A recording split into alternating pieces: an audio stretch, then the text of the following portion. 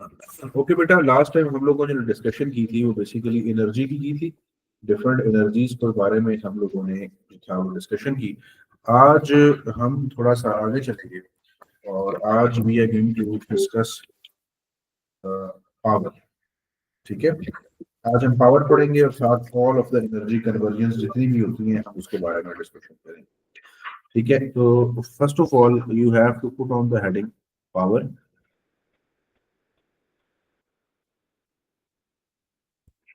So what is power? Power is defined as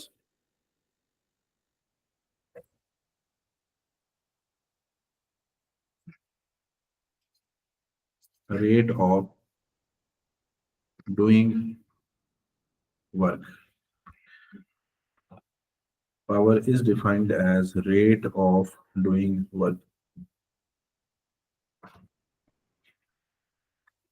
इसकी एक और डेफिनेशन भी बनती है। Power is defined as rate of energy conversion. So बेटा जो पावर है ये, इसका जो फॉर्मूला बनेगा that is equal to work done divided by time, और power is equal to energy divided by time. Power is basically a scalar quantity. Power is scalar quantity, और इसका जो एस आई यूनिट है is watt. तो आपको क्या ऐसा unit जो है बेटा वो क्या है? वॉट है। सो 1 वॉट जो होता है that is equal to 1 joule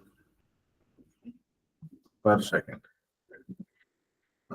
power is equal to, जो वॉट है वो बेसिकली 1 जूल पर सेकेंड होता है हमारे पास। This is called power. अब यहाँ पे एक एग्जामिनर पहले तो नहीं देता था, बट एक क्वेश्चन जो है वो रिसेंटली अब देता है। इसको बेसिकली हम नाम देते हैं constant power. So constant power के लिए we have a formula which is constant force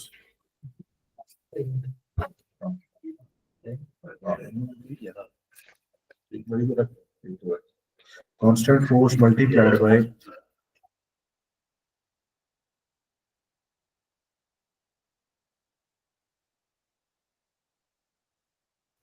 constant velocity.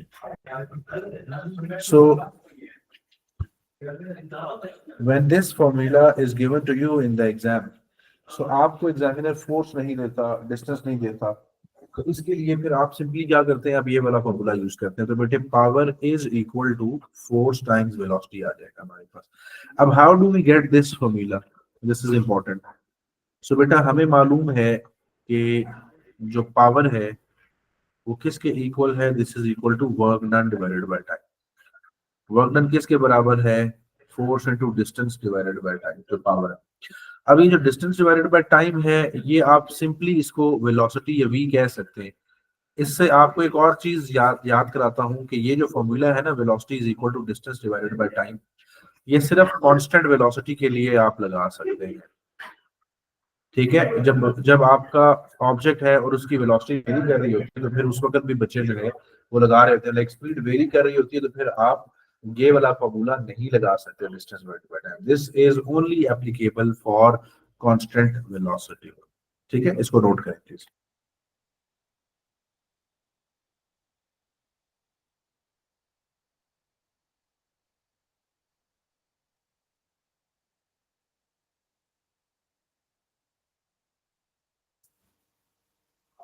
Do tell me what's your perspective.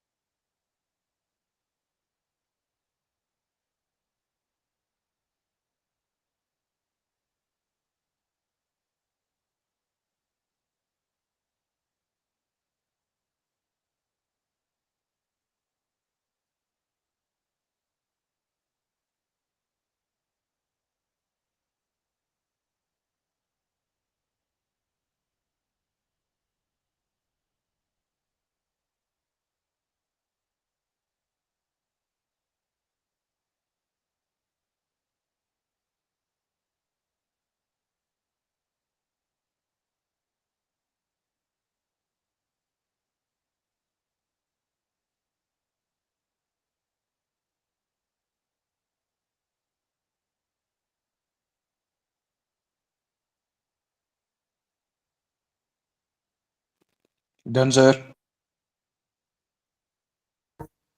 There is a question, a water pump raises water from a tank जो कि underground है to a height of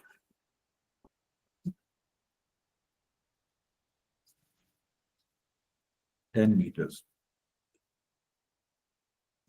Pump raises 1.5 times 10 raised to the power 7 kg per minute.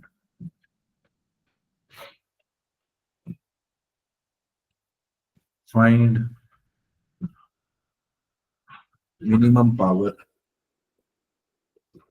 of pump.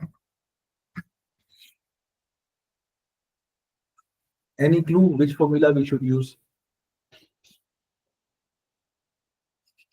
Power equals, वैसे generalize formula क्या है? Power is equal to work done divided by time.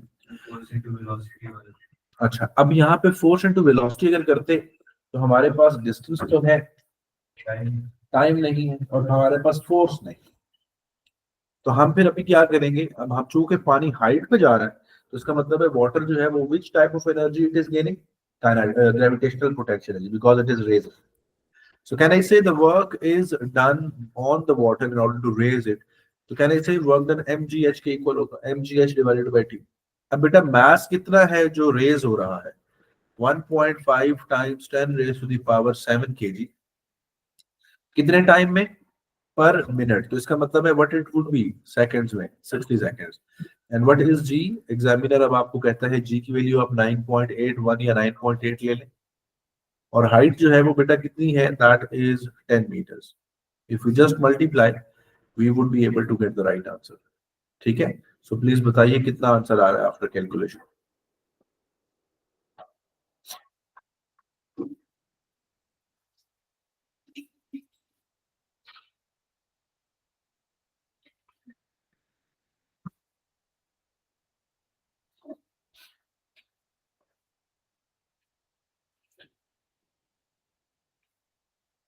Sir, 245 or 10. 245 along with 5 zeros,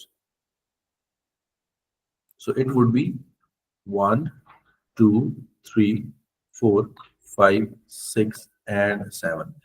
So 2.45 times 10 raised to the power 7 watt, ये हमें चाहिए कम से कम power.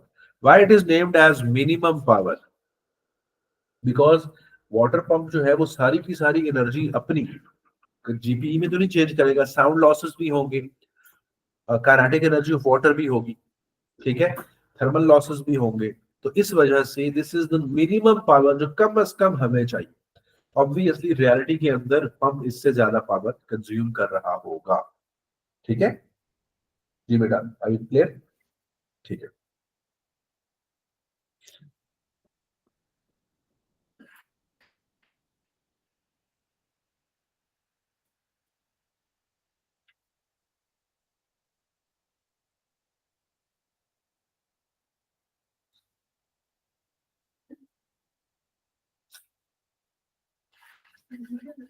जी बेटा, मे I proceed?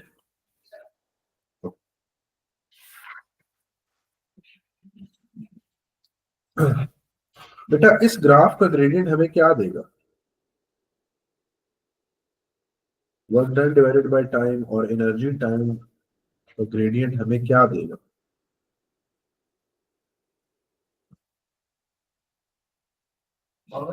Power.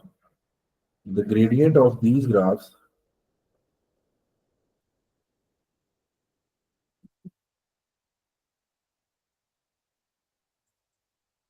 gives power. हमें कैसे पता चलेगा? ग्रेडियंट क्या होता है? Rise divided by run. So इसका मतलब है work done divided by time या एनर्जी डिवाइडेड बाय टाइम, ये हमें बेटे क्या देता है? ये हमें पावर देता है। Is that clear? ओके,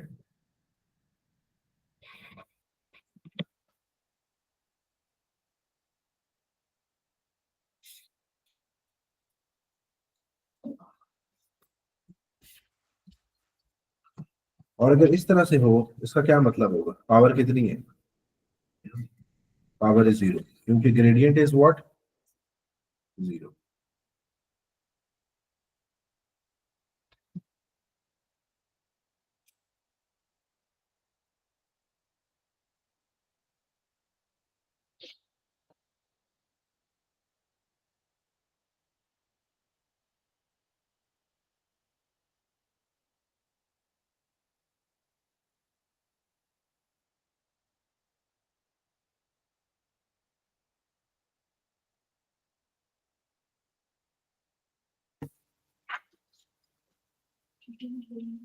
जी बेटा, may I proceed?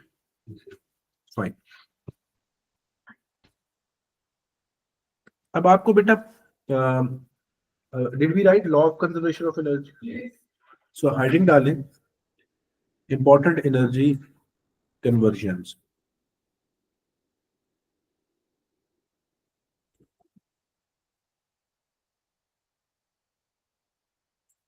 Just one second.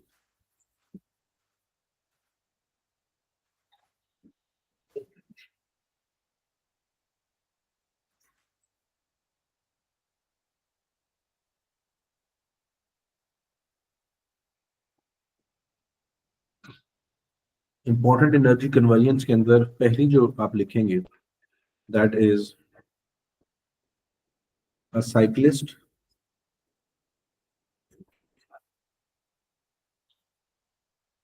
moving on a horizontal track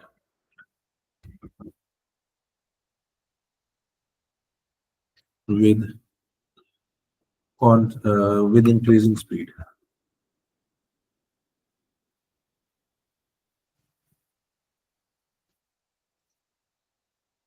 तो बताइए कौन कौन से एनर्जी कन्वर्जन होंगे?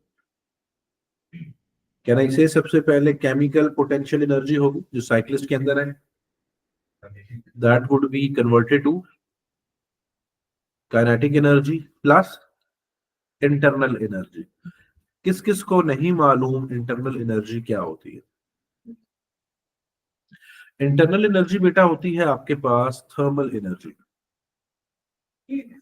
थर्मल एनर्जी या हीट को आप इंटरनल एनर्जी बोलते हैं। अब इसकी एक स्पेसिफिक डेफिनेशन है जो थर्मल के चैप्टर में हम जाके पढ़ेंगे। अभी हम सिंपली ये कंसिडर करेंगे कि this is what the heat.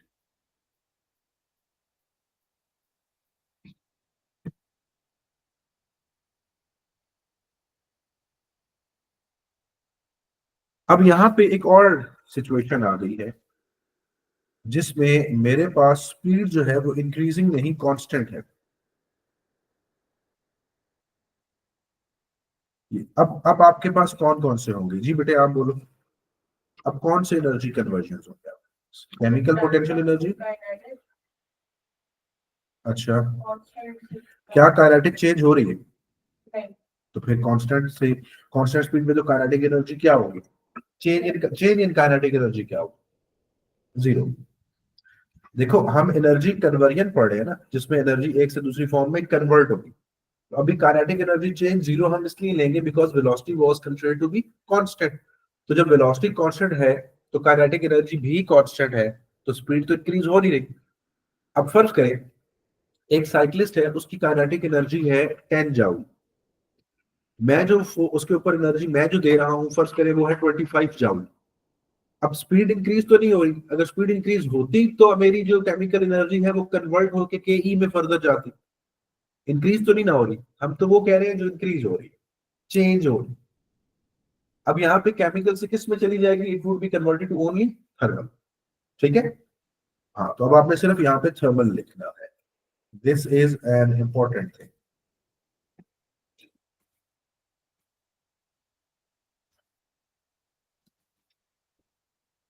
Case 3,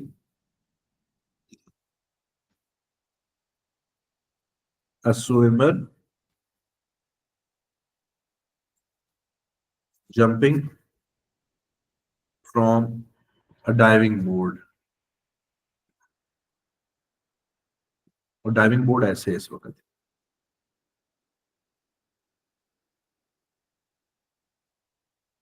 तो बताइए शुरू में कौन सी एनर्जी होगी उसके पास?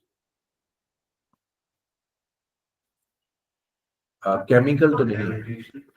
अच्छा, इसमें ग्रेविटेशनल पोटेंशियल एनर्जी है, और कोई है?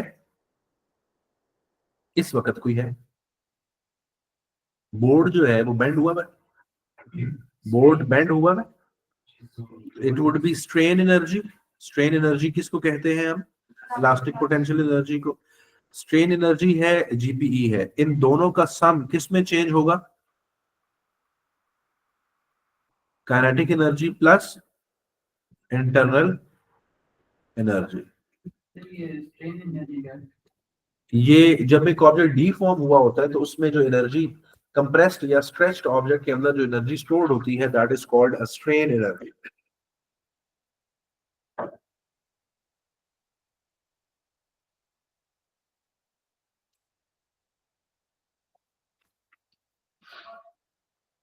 अच्छा, नेक्स्ट है electricity production from HEP। HEP पता है सबको? Hydro electric power.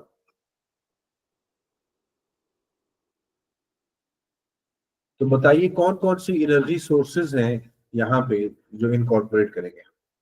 तो सबसे पहले कौन सी एनर्जी स्टोर होगी डैम के अंदर? डैम जो है वो हमेशा हाइट पे बनाया जाता है, मतलब पहाड़ों के अंदर। पहाड़ हमसे हाइट पे होंगे। So when the water is stored in them, so that water is passed on in the form through spillways, और वहां पे हमारे पास टरबाइन और जनरेटर लगा हुआ है। आपको पता है इस चीज का? टरबाइन होते हैं, जनरेटर होते हैं, ज्योग्राफी में आपने पढ़ा होगा। तो सबसे पहले कौन सी एनर्जी है बेटा? ग्रेविटेशनल पोटेंशियल एनर्जी, जो किस में चेंज होगी? काइनेटिक, जब ये स्पिलवेज के थ्रू वाटर नीचे आएगा। इसके बाद काइनेटिक एनर्जी किसकी होगी? अच्छा, तो काइनेटिक एनर्जी वाटर की है प्लस टरबाइन की है। Turbine is like a fan जिसके ऊपर हमारे पास वाटर आके फॉल करता है। जब फॉल करेगा तो फिर टरबाइन घूमेगा। अब जब घूमेगा तो कौन सी एनर्जी प्रोड्यूस करेगा? इलेक्ट्रिकल। हाइट पे है, डैम हाइट पे, और वाटर नीचे आएगा तो उसको वो स्पीड अप होगा ना वाटर। ठीक है, so GPE would be converted to kinetic energy then electrical energy. ठीक है, अब आपके पास वाटर मूव कर रहा है तो वो भी काइनेटिक है, और टरबाइन घूम रहा है तो वो भी काइनेटिक है। तो दोनों काइनेटिक को बार बार नहीं घूमना, जस्ट वंस। अच्छा, उसके बाद बेटा फिफ्थ नंबर पे electricity electricity production from coal fired power plant. तो बेटा बताइए कोल के अंदर कौन सी एनर्जी है जो हमें मिल रही है? Chemical potential energy. अब केमिकल पोटेंशियल एनर्जी कोल में ऑलरेडी स्टोर्ड है।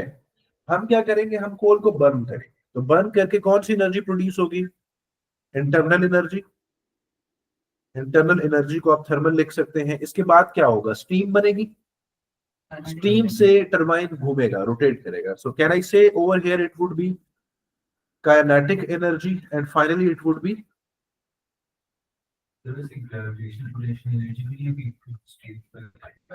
स्टीम। जो है, अब आपको तो नहीं पता कि स्टीम ऊपर जा रही है या नहीं। हम प्रिंसिपल मेजर मेजर को डिस्कस करते हैं। इस तरह तो फिर आपके पास मोटर के अंदर या जनरेटर के अंदर भी थर्मल लॉसेस होंगे, जनरेटर की साउंड भी होगी। तो हम वो छोटे छोटे लॉसेस को नहीं देखेंगे, हम मेजर देखेंगे, बड़ी बड़ी जो चेंजेस आ रही है हमारे पास। अब यही चीज जो है electricity production nuclear power plant, उसमें भी यही सेम है हमारे पास, same energy conversion.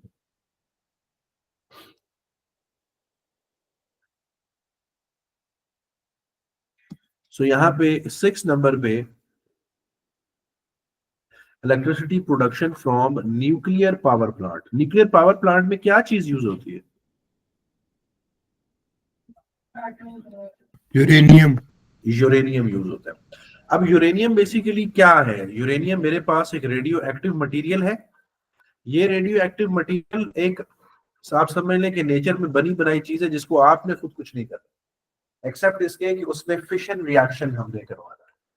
Fission reaction एक ऐसा प्रोसेस है जिसके अंदर हम यूरेनियम के ऊपर जाके एक पार्टिकल स्ट्राइक करेंगे जो बेसिकली न्यूट्रॉन होगा हमारे पास। उस न्यूट्रॉन की मदद से फिर हम क्या करेंगे, हम फिशन रिएक्शन क्रिएट करेंगे। अब फिशन रिएक्शन आपके पास एक चेन रिएक्शन होता है। चेन रिएक्शन उसको कहते हैं जो ऑटोमेटिकली अपने आप को इंक्रीज करता जाएगा, और इसको रोकना जो है it would be a bit challenging task. अब अगर चैलेंजिंग है तो हम क्या करेंगे, हम कोई ऐसे मटेरियल यूज करेंगे जो कॉज को खुद खत्म कर दे। अब देखिए होता ये है, अगर आप यहाँ पे ऑब्जर्व करें इस पर्टिकुलर सिमुलेशन के अंदर, ये आपके पास एक न्यूक्लियर बॉम्ब का स्ट्रक्चर है जिसके अंदर हमारे पास ये यूरेनियम एटम्स लेट सपोज पड़े हैं। अब हम क्या करते हैं, हमने, अच्छा बाय द वे ऐसा नहीं होता न्यूक्लियर बॉम्ब के अंदर, हम उसको नहीं देखते, हम कहते हैं लेट्स सपोज ये न्यूक्लियर रिएक्टर, इसमें ऐसे हो रहा है। जैसे ही एक न्यूट्रॉन आके हिट करेगा वो एक न्यूक्लियर पार्टिकल को तोड़ देगा। लाइक अगर मेरे पास यूरेनियम है तो उसको तोड़ के दो हिस्सों में तकसीम कर देगा। अब इसमें मेरे पास दो फर्दर न्यूट्रॉन्स की एमिशन होगी, एक वो जो आके हिट हुआ था वो एक है, और इसके अलावा दो फर्दर और न्यूट्रॉन्स निकलेंगे। तो how many are there now, 3। अब इन तीन पार्टिकल्स को बहुत ज्यादा एनर्जी मिल जाती है जब एक जो यूरेनियम एटम है वो स्प्लिट करता है, it produces huge amount of energy. अब जब ये तीन न्यूट्रॉन जाएंगे तो अब वो एक पहले हिट हुआ था तो एक टूटा था, अब तीन जाएंगे तो there are 3 more particles which are going to split further.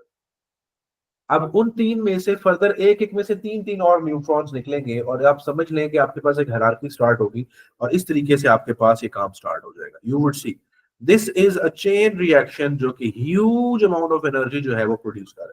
So this is a very disastrous process. ठीक है, सो इसी क्या वजह ये से रिएक्शन रुकता है? जी ये रिएक्शन होता है हमारे पास। अब ये जो रेड रेड आपको नजर आ रहे नहीं हैं, मतलब कि ये रुकता है बाद में या चलता ही रहता है? अच्छा ये उस वक्त जाके रुकेगा when all of the uranium material is consumed. अब मसला यहाँ पे खत्म नहीं होता, जब यूरेनियम कंज्यूम हो गया तो यूरेनियम कंज्यूम होने के बाद उस वो फर्दर जो स्प्लिट हुआ था, फर्स्ट करें वो बेरियम और क्रिप्टॉन में स्प्लिट हुआ था। अब बेरियम और क्रिप्टॉन इटसेल्फ अगेन एक रेडियो एक्टिव मटेरियल है, जब इनके साथ फर्दर न्यूट्रॉन हिट करेगा ये भी फर्दर टूट जाएगा। तो एक होता है आपके पास पेरेंट एलिमेंट यूरेनियम, जिसके ऊपर न्यूट्रॉन आके हिट करेगा तो उसमें से जो फर्दर दो निकलेंगे वो होंगे डॉटर एलिमेंट। अब डॉटर भी फिशनेबल है, उनके अंदर फिशन हो सकता है। अब इस तरीके से आपके पास एक लंबा चेन रिएक्शन स्टार्ट हो जाता है। तो एक्चुअल कॉज क्या थी जिसकी वजह से फिशन रिएक्शन शुरू हुआ, ये न्यूट्रॉन। अगर हम न्यूट्रॉन को ही रोक लें तो हमारा सारा काम अंडर कंट्रोल हो जाएगा। तो इसको रोकने के लिए कैडमियम और बोरॉन के रॉड्स यूज किए जाते हैं। एग्जामिनर इसकी डिटेल में नहीं जाता, वो आपसे पूछता है कि इसको कैसे कम किया जा सकता है। आप सिंपली कह सकते हैं कि जी न्यूट्रॉन को एब्जॉर्ब करा दे।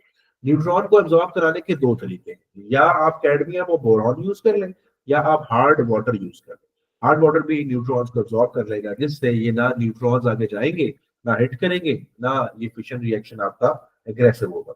आपने इसको अंडर कंट्रोल करना है। अगर ये न्यूक्लियर रिएक्टर में टेम्परेचर एक्सेसिवली इंक्रीज कर जाता है तो ये टेम्परेचर इतना ज्यादा हो जाएगा कि आपका जो न्यूक्लियर रिएक्टर है इट वुड एक्सप्लोड। ना सिर्फ वो पर्टिकुलर रीजन, लाइक पूरे शहरों के शहर जो है जो उसके साथ जुड़े हुए हैं, they would be under effect. अब प्रॉब्लम ये होता है कि जब एक न्यूक्लियर रिएक्टर होगा या ह्यूज अमाउंट ऑफ एनर्जी निकलेगी, सो अब उससे क्या होता है कि जब न्यूक्लियर बॉम्ब होता है तो एक मशरूम की फॉर्म में हमारे पास प्रोड्यूस हो जाता है, और इससे ह्यूज गैसेस जो है वो हॉट गैसेस ऊपर की तरफ राइज करते हैं।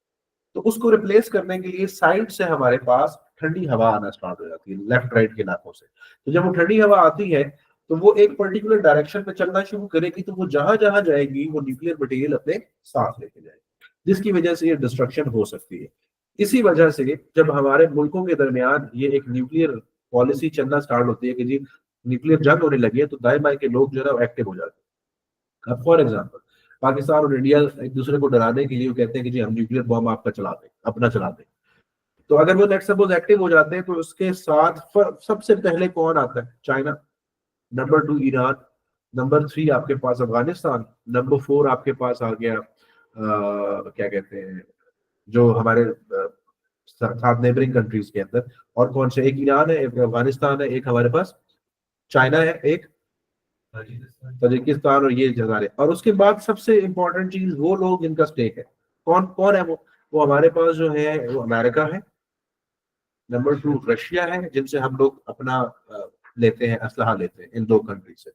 ठीक है, तो ये लोग एक्टिव हो जाते हैं। क्यों? उन्हें पता है कि जंग छिड़ गई तो फिर रास्ते बंद हो जाते हैं, या हवाई रास्ते जो है वो बंद हो जाते हैं, और इस तरह फिर मामला जो है वो खराब हो जाएंगे। तो वो चाहते हैं कि भाई अंडर कंट्रोल रहे, माल भी बिकता रहे, और गर्मा गर्मी भी चलती रहे अंदर ही अंदर हल्की फुल्की। ठीक है, लेकिन रियलिटी ये है कि अगर इस तरह की कोई न्यूक्लियर वॉर होती है तो उसके अंदर टोटल डिस्ट्रक्शन है, कोई भी नहीं बचेगा, छुट्टी हो जाएगी सबकी, जो साथ दाएं बाएं हैं, उनकी भी हो जाएगी। ठीक है, तो इसीलिए सबको पता है कि it it is very disasters. तो नॉर्मली लोग, अभी जिस तरह ईरान अब हमला करता है इसराइल के ऊपर, तो वो बेसिकली क्यों दाएं बाएं वाले एक्टिव, उन्हें पता है ये उनके पास न्यूक्लियर बॉम्ब है, इसने अगर डाल दिया तो बस खत्म हो गई, तो छुट्टी हो जाएगी सर। ठीक है, तो फिर आपकी थर्ड वर्ल्ड वॉर जो है फिर वहां से एक्चुअली स्टार्ट हो। ठीक है, तो अभी खैर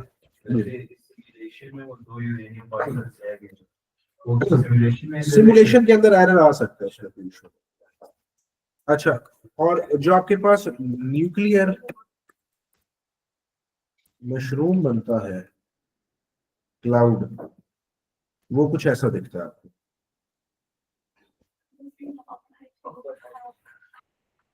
ठीक है, सो ये कुछ इस तरह से आपके पास होता है, ये देख रहे हैं आप।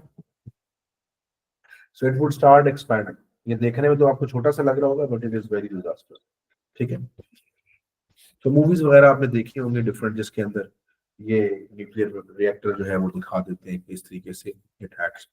अच्छा बेटा, तो electricity production from nuclear power plant, उसमें केमिकल पोटेंशियल एनर्जी होगी, उसके बाद इंटरनल होगी थर्मल एनर्जी, लाइक फिशन से थर्मल एनर्जी प्रोड्यूस होगी। इस थर्मल एनर्जी को हम कंज्यूम को यूज करते हैं in order to run the steam, like steam बनाने के लिए और टरबाइन रन करने के लिए।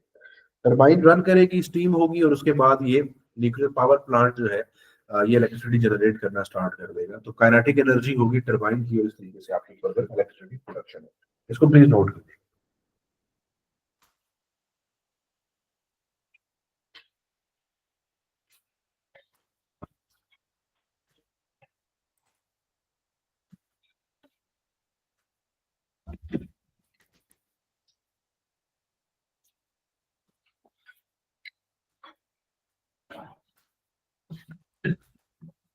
ओके जी, क्या कोई और इलेक्ट्रिसिटी प्रोडक्शन के मेथड्स हैं हमारे पास? Number 7, wind turbines, electricity production by wind turbine.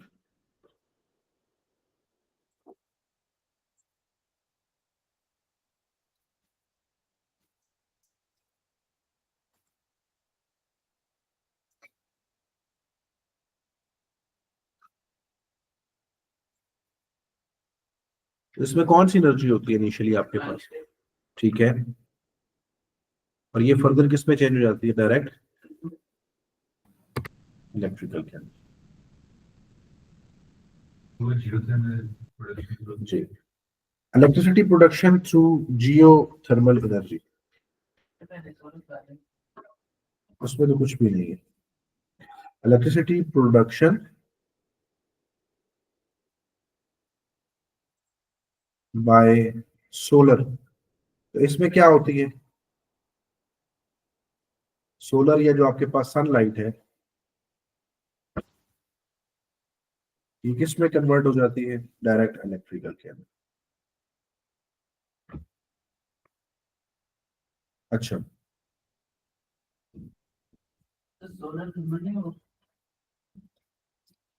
देखें, लाइट की प्रोडक्शन से होती है, इंफ्रारेड भी होती है, यूवी भी होती है, बट मेनली मैंने सिर्फ सनलाइट लिखा है। सनलाइट में तीनों चीजें आ जाएंगी आपके पास। थर्मल, देखिए तीनों रेडिएशन आ गई ना, थर्मल थर्मल इंफ्रारेड रेडिएशन भी आ गई, और आपके पास अल्ट्रावायलेट भी आ गई, और आपके पास वो भी आ गई, लाइट भी आ गई। सो इलेक्ट्रिकल प्रोडक्शन बाय, कौन सा रह गया था हमारा जो हम पहले कर रहे थे? जियोथर्मल।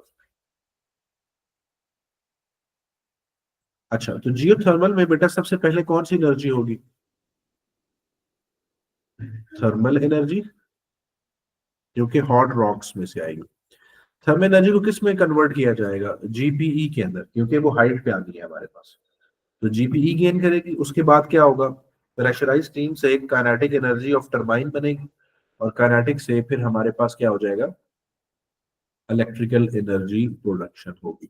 जिस जिस पर्टिकुलर केस में आपको समझ नहीं आ रहा कि यहाँ क्या है, तो you can put on like small bracket और वहां पे आप अपना इन्फो लिख सकते हैं। तो काइनेटिक एनर्जी टरबाइन की है।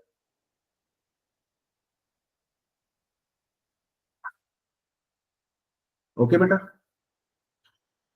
हाँ। अच्छा बेटा, can you tell me what are renewable energy sources? How about the resources? So how would you define? 167 per hour. Or renewable energy sources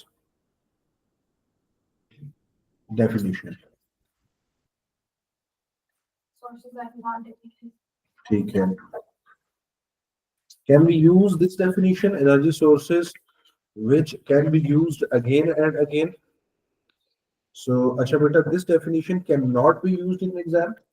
The reason because examiner इस चीज को expect करता है कि वही water वापस नहीं आ रहा सर्कल के अंदर। मतलब अब एक दफा वाटर डैम में से निकल गया, सो बहुत लंबे वाटर साइकिल के थ्रू हो सकता है वापस आए, बट वही पानी हम दोबारा सर्कल में इस्तेमाल नहीं कर सकते। लाइक निकल गया और मैंने फिर वापस उसी को इस्तेमाल कर लिया, तो ऐसा नहीं। सो रिन्यूएबल एनर्जी सोर्सेज की डेफिनेशन ये लिखेंगे आप, infinite source of energy. Sir आप थोड़ा ऊपर कर देंगे? जी बेटा, इनफिनिट सोर्स ऑफ एनर्जी। और नॉन रिन्यूएबल क्या है? Finite source of energy.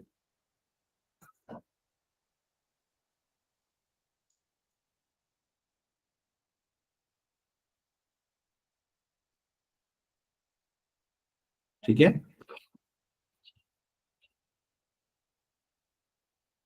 अब can you quote examples of renewable energy sources? Solar है, विंड है, HEP है, और कौन सी एनर्जी है हमारे पास? Sir tidal wave. टाइडल है, वेव्स है, जियो थर्मल है। नॉन रिन्यूएबल एनर्जी सोर्सेज में क्या है आपके पास? Oil, gas. Nuclear, nuclear. और नंबर 2 ऑल फॉसिल फ्यूल्स, है ना? ऑल फॉसिल फ्यूल्स है आपके पास। सो कौन से एनर्जी सोर्सेज हैं जो हम सन से ले रहे हैं? Energy sources derived from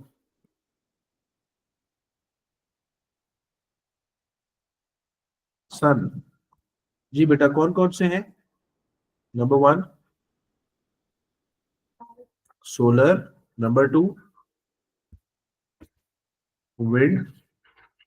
wind कैसे सन से हमें मिलती है? जब हॉट एयर राइज करती है, तो हॉट एयर हॉट हुई किसकी वजह से? सन की वजह से। सो कॉन्वेक्शन करंट्स किसकी वजह से हो रहे हैं? सन की वजह से। जी बेटा, ठीक है। सो सोलर है आपके पास, आपके पास विंड है। क्या HEP सोलर से है? क्योंकि धूप नहीं निकलेगी, सन नहीं होगा, सो आपके ग्लेशियर्स मेल्ट नहीं करेंगे और वाटर साइकिल मुकम्मल नहीं होगा। सो HEP जो है वो आपके पास है।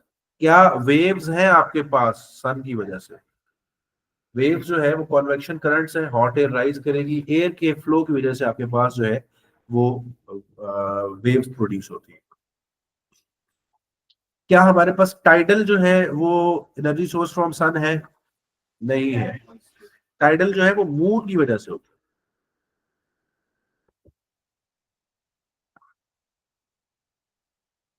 So energy sources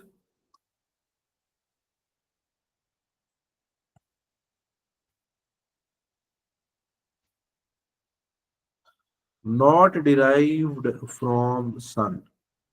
Energy sources not derived from sun. तो वो कौन कौन से हैं जो एनर्जी सोर्सेज सन से डिराइव नहीं होते? जियोथर्मल, नंबर 1 जियोथर्मल है, नंबर 2 कौन सा है? Tidal, number 3 nuclear. तो ये फॉसिल फ्यूल्स किस कैटेगरी में आएंगे? सन या नॉन, या सन से या सन से नहीं? राइट फ्रॉम सन और not from sun? Fossil fuels sun से आते हैं।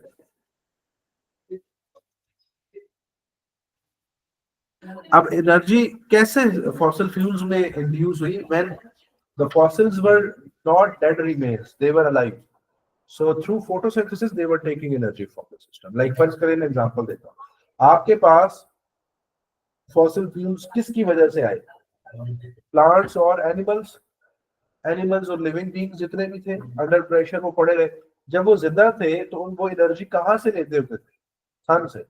वो एनर्जी उनके अंदर ट्रांसफॉर्म रही। तो under the earth there was nothing which was consuming that energy. So जब वो जिंदा थे तो ये एनर्जी उनको मिल चुकी थी सन से। तो sun was the major source of energy at that time, and that energy is induced in that, we did not take out of it. तो अब हम वो इस एनर्जी को इस्तेमाल करते हैं कोल की टर्म्स के अंदर, गैस की टर्म्स के अंदर, डीजल की टर्म्स के अंदर, पेट्रोल की टर्म्स के अंदर हम उसको इस्तेमाल कर सकते हैं। ठीक है बेटा, is that clear? Fine.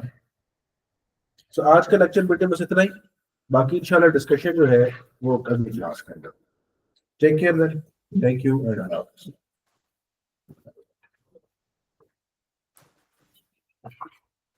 Love. Please.